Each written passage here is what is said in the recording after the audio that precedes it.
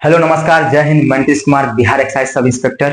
आप लोग का मेरे यूट्यूब चैनल पे फिर से स्वागत है। तो जैसा कि अभी फेस्टिवल का सीजन चल रहा है, दीपावली और छठ का, और हमारे बिहार में बहुत ही फेमस फेस्टिवल है। तो कुछ लोग हमारे भाई ऐसे होंगे जो अपने घर चले गए होंगे और परिवार के साथ फेस्टिवल का मजा ले रहे होंगे, और कुछ लोग ऐसे होंगे जो अपनी पढ़ाई को लगातार जारी रखे होंगे बाहर रखे। तो हमने सोचा कि क्यों ना हम आने वाली वैकेंसी के लिए कुछ आपके साथ कुछ ऐसे स्ट्रेटजी, यानी कि चैप्टर वाइज कुछ ऐसे टॉपिक को डिस्कस करेंगे जिससे अक्सर सवाल पूछे जाते हैं और आने वाले वैकेंसी में आपके लिए बहुत ही फायदेमंद रहेंगे। तो वो उसी सिलसिले में हम बात करते हैं आज। ज्योग्राफी बहुत ही इंटरेस्टिंग सब्जेक्ट है, इसको किस तरीके से पढ़ा जाए उसके बारे में हम बात करते हैं। तो चलिए हम देखते हैं ज्योग्राफी के बारे में। ज्योग्राफी को हम तीन भाग में पढ़ेंगे, तीन भाग में बांट के पढ़ेंगे।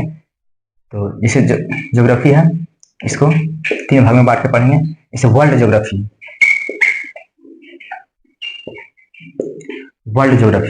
उसके बाद हम देखेंगे इंडियन ज्योग्राफी, उसके बाद बिहार के परिप्रेक्ष्य में हम लोग देखेंगे बिहार स्पेशल। क्योंकि अब के एग्जाम में जो है वो बिहार से रिलेटेड जो ज्योग्राफी का क्वेश्चन होता है, वो नदी से हो या वाटरफॉल से हो या कोई फेमस प्लेस से हो, वहां से क्वेश्चन पूछने लगा है। तो बिहार ज्योग्राफी से रिलेटेड जो क्वेश्चन रहेगा उसके बारे में हम लोग देखेंगे। तो यहाँ मेनली हम लोग अगर बात करें क्वेश्चन का, अगर एग्जाम में जो बिहार दरोगा में जो एग्जाम में क्वेश्चन पूछा जाता है उसमें कहाँ से कितना क्वेश्चन पूछा जाता है, उसका अगर बात करें तो 50 से 60% क्वेश्चन इंडियन ज्योग्राफी का होता है। ऐसे तो ज्योग्राफी से 10 से 12 क्वेश्चन, लगभग 10 से 12 क्वेश्चन प्रत्येक एग्जाम में पूछा जा रहा है। अच्छा खासा वेटेज माना जाता है ज्योग्राफी का। उसमें से 50 से 60% इंडियन ज्योग्राफी का और 20 से 25% वर्ल्ड ज्योग्राफी का। और यहाँ पे वही बात है, 20 से 25% बिहार स्पेशल से ही पूछा जाने लगा है।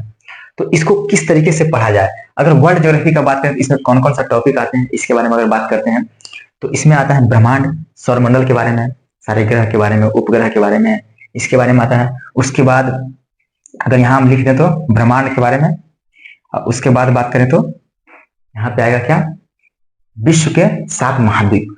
7 महाद्वीप में सारे देश के बारे में, सारे महाद्वीप के बारे में अलग अलग से पढ़ेंगे स्पेशल। और उसमें कौन कौन सा देश शामिल है, उसकी राजधानी क्या है, ये अक्सर क्वेश्चन पूछा जाता है। और उसके बाद वहां पे कौन कौन सा प्रमुख नदी है, पर्वत है, पठार है, इसके बारे में ये सब अक्सर सवाल पूछा जाता है बिहार दरोगा में। उसके बाद हम बात करें कि कौन कौन सा महासागर है और कौन कौन सा जल संधि है, कौन कौन सा खाड़ी है, ये सब सवाल वर्ल्ड ज्योग्राफी से रिलेटेड पूछा जाता है। उसके बाद इंडियन ज्योग्राफी का बात करें तो यहाँ पे कौन कौन सा टॉपिक इंपोर्टेंट है, कहाँ से अक्सर सवाल हमेशा पूछा जाता है। तो सबसे पहले सबसे इंपोर्टेंट टॉपिक यहाँ का है इंडिया के बारे में सामान्य जानकारी। लुसेंट में भी ये चैप्टर दिया हुआ है, सामान्य जानकारी। सामान्य जानकारी की अगर बात करें तो इसमें पूरा इंडिया, यानी कि अगर इंडियन मैप का बात करें,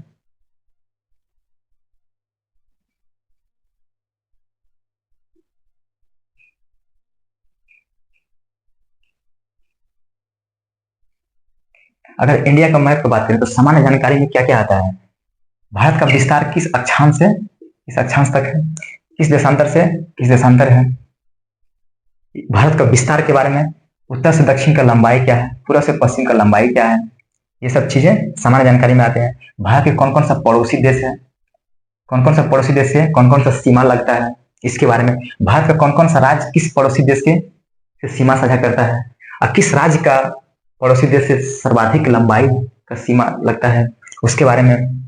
उसके बाद बात करें तो इसमें बहुत सारा चीज है, जैसे कर्क रेखा किन किन राज्यों से गुजरती है, मकर रेखा नहीं, मतलब जो लोकल टाइम है वो किस किस राज्य से गुजरती है। उसके बाद देखते हैं कि कौन कौन सा बंदरगाह है, बंदरगाह के बारे में ये भी जानकारी होता है। और जो भी अंडमान निकोबार द्वीप समूह है, द्वीप समूह के बारे में भी इसकी जानकारी, यानी कि लगभग ये सब कॉमन क्वेश्चन होता है, यहाँ से अक्सर सवाल पूछते हैं। जैसे इस बार भी पूछा था कि भारत का एकमात्र सक्रिय ज्वालामुखी कौन सा है। भारत का हो सकता है कि आने वाले एग्जाम में ये पूछे कि भारत का एकमात्र निष्क्रिय ज्वालामुखी या सुषुप्त ज्वालामुखी कौन सा है, नारकोंडम है। और जो सक्रिय ज्वालामुखी है वो बैरन द्वीप है। तो उसके बाद यही पूछ सकता है कि अंडमान निकोबार का सबसे ऊंची चोटी कौन है, सैडल पीक है। तो ये सब सवाल सामान्य जानकारी में आता है। तो ये बहुत ही इंपॉर्टेंट टॉपिक है ये, और इससे अक्सर सवाल पूछा जाता है, तो ये बहुत ही ज्यादा जरूरी है। उसके बाद बात करते हैं, तो इसके बाद आता है भारत का प्रादेशिक विभाजन। इसमें क्या होता है, पर्वत आ गया, नदी आ गया, पठार आ गया, ये सब आ गया। तो इसमें जनरली क्या होता है कि भौतिक स्वरूप, भारत का भौतिक स्वरूप क्या है, तो इसमें हिमालय के बारे में हम लोग पढ़ते हैं, पर्वत के बारे में, यानी कि जनरली हिमालय पर्वत कौन कौन सा है, हिमालय पर्वत के बारे में पढ़ेंगे। और दक्षिण भारत में जो भी पर्वत है, पश्चिमी घाट हो गया, पूर्वी घाट हो गया, विंध्य श्रेणी हो गया, सतपुड़ा श्रेणी हो गया, उसके बारे में हम लोग देखते हैं। यहाँ से भी अक्सर सवाल पूछते हैं, अगर पर्वत के बारे में पढ़ेंगे तो वहां पे कौन सा हिल स्टेशन है, किस पर्वत पे कौन सा चोटी है, उसकी लंबाई क्या है, उसके बारे में, वहां से कौन सा नदी निकलती है, इसके बारे में हम लोग देखते हैं, कौन कौन सा दर्रा उसमें है, इसके बारे में। तो ये सब चीजें इसमें आता है भौतिक स्वरूप में। ये भी टॉपिक बहुत इंपॉर्टेंट है। नेक्स्ट टॉपिक क्या है जो बहुत ही इंपॉर्टेंट है, वो नदी है। नदी के बारे में हम लोग अच्छा से पढ़ते हैं, और अच्छा से पढ़िएगा आप लोग। तो नदी के बारे में, कौन सी नदी कहाँ से निकलती है, और उसके साथ साथ नदी के बारे में पढ़ने के साथ साथ नदी पे कौन कौन सा बांध है, कौन कौन सा परियोजना है, उसको एक साथ देखिएगा आप लोग। उससे होता है क्या, उस नदी पे, वो नदी किस किस राज्यों से गुजरती है, और कौन कौन सा बांध है, कौन कौन सा परियोजना उस पे है, इससे ज्यादा क्लियरिटी आता है। और अक्सर सवाल यहाँ से पूछा जाता है, हमेशा पूछा जाता है। तो यानी कि नदी का टॉपिक भी बहुत इंपॉर्टेंट है। और नदी को सिर्फ नदी नहीं पढ़ेंगे, नदी किन किन राज्यों से गुजरती है, मैप के थ्रू, ज्योग्राफी सारे के सारे मैप के थ्रू, अगर हमको मौका मिलेगा हम कोशिश करेंगे कि लगातार वीडियो लाएं और इस ज्योग्राफी को बहुत ही इंटरेस्टिंग बनाएंगे। मैप के थ्रू आप लोग को हम लोग साझा करेंगे, जैसे जैसे हम पढ़े वैसे वैसे आप लोग को थोड़ा सा बताएंगे। तो नदी के साथ साथ हम बांध और परियोजना दोनों को साथ लेके चलेंगे, ठीक है। उसके बाद बात करते हैं, तो इसके बाद आता है कृषि। इसके बाद कृषि का टॉपिक आता है, यानी कृषि मतलब जलवायु भी कर सकते हैं। अगर जलवायु बारे में बात करते हैं तो कृषि और जलवायु, इसमें मिट्टी भी है, मिट्टी का प्रकार, उससे अक्सर सवाल पूछा है कि मिट्टी का प्रकार कौन कौन होता है, और किस किस मिट्टी में कौन कौन सा फसल पाया जाता है, कौन कौन फसल उपजाया जाता है, और किस मिट्टी में कौन सा पोषक तत्व पाया जाता है, ये सब चीजें थोड़ा सा ध्यान रखना है। उसके बाद बात करते हैं तो खनिज संसाधन का बात आता है। ये बहुत ही इंपॉर्टेंट टॉपिक है, खनिज संसाधन। खनिज संसाधन ये बहुत ही इंपॉर्टेंट। अब ऐसा है कि कौन सा खनिज किस राज्य में, किस जगह से निकाला जाता है, इसके बारे में प्लेस से रिलेटेड सवाल बहुत आने लगा एग्जाम में। इसलिए आप अगर मैप आपका क्लियर रहेगा तो ये सब सवाल बहुत आसानी से बनता है। खनिज संसाधन जैसे कोयला हो गया, पेट्रोलियम हो गया, इसका खदान कहाँ पे है, कहाँ से प्राप्त किया जाता है, ये सब किस राज्य में, जैसे अंकार रेस्टोर हो गया, तो ये सब चीजें जो होता है राज्य रिलेटेड तो पूछा जाता है। उसके बाद खनिज संसाधन के बाद बात करते हैं तो आता है उद्योग धंधा।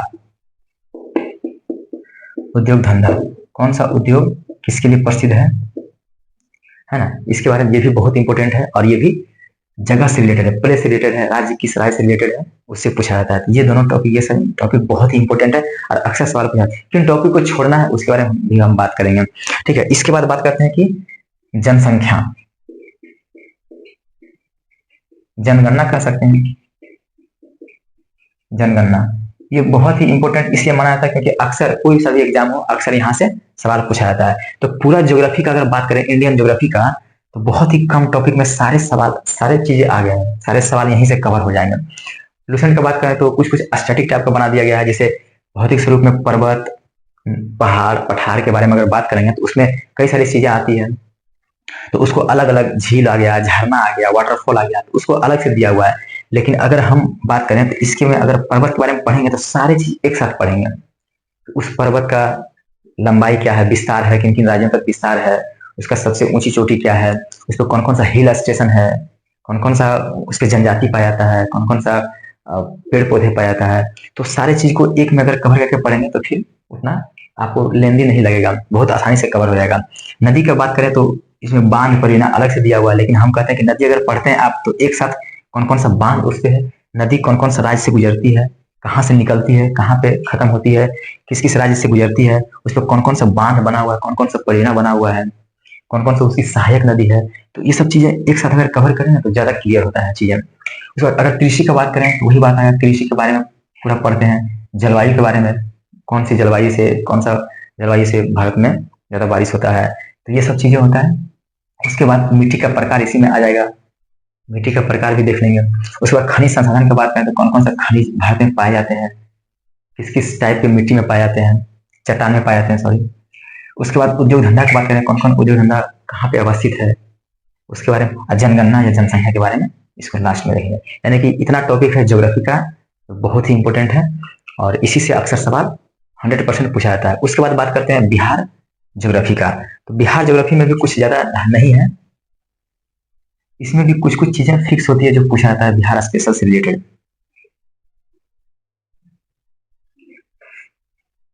अब के एग्जाम में बिहार स्पेशल का वेटेज थोड़ा सा कंटिन्यू हो गया है बिहार दरोगा में। पहले होता था कि सिर्फ बीपीएससी के एग्जाम में पूछा जाता था, लेकिन अब है कि बिहार दरोगा में भी बिहार ज्योग्राफी से रिलेटेड सवाल पूछे जाते हैं। बिहार में कौन कौन सा महोत्सव, कोई सा फेस्टिवल, कुछ इस टाइप का जो विशेष होता है, स्थान विशेष या जिला विशेष जो चीज होता है वो पूछा जाता है। यहाँ का प्रमुख चीजें क्या है, किस जिला का प्रमुख चीजें क्या है, ये पूछा जाता है। यहाँ का नदी के बारे में पूछा जाता है, बिहार की नदी के बारे में। और अब तो ऐसा है कि कौन कौन सा जिला में कौन कौन सा खनिज प्राप्त होने लगा है या खनिज का भंडार पाया जाता है, ये सभी चीजें पूछने लगा है बिहार से रिलेटेड। तो इतना चीज है। तो अब हम टॉपिक के बारे में डिस्कस कर दिए हैं और हम कोशिश करेंगे कि आने वाले जो भी वीडियो रहेगा हम ज्योग्राफी से रिलेटेड ही हम वीडियो बनाएंगे और हम शुरू करेंगे, कहीं से भी कर सकते हैं, लेकिन सबसे ज्यादा वेटेज अगर इंडियन ज्योग्राफी का है तो इससे भी कर सकते हैं, नहीं तो हम शुरू से वर्ल्ड ज्योग्राफी से भी कर सकते हैं कि पृथ्वी का निर्माण कैसे हुआ है, और निर्माण हुआ है तो फिर उसका कैसे कैसे महाद्वीप महाद्वीप में बटा है, फिर एक एक करके सारे महाद्वीप के बारे में पढ़ेंगे, फिर इंडियन ज्योग्राफी में आएंगे। नहीं तो फिर यहाँ से आप लोग कमेंट कीजिएगा कि इंडियन ज्योग्राफी से स्टार्ट किया जाए या वर्ल्ड ज्योग्राफी से। बिहार बहुत कम पूछता है, तो बहुत अच्छे से अगर ये दोनों कवर हो जाएगा तो इसको बहुत आसानी से हम कवर कर सकते हैं। तो ठीक है, तब तक के लिए जय हिंद, जय भारत।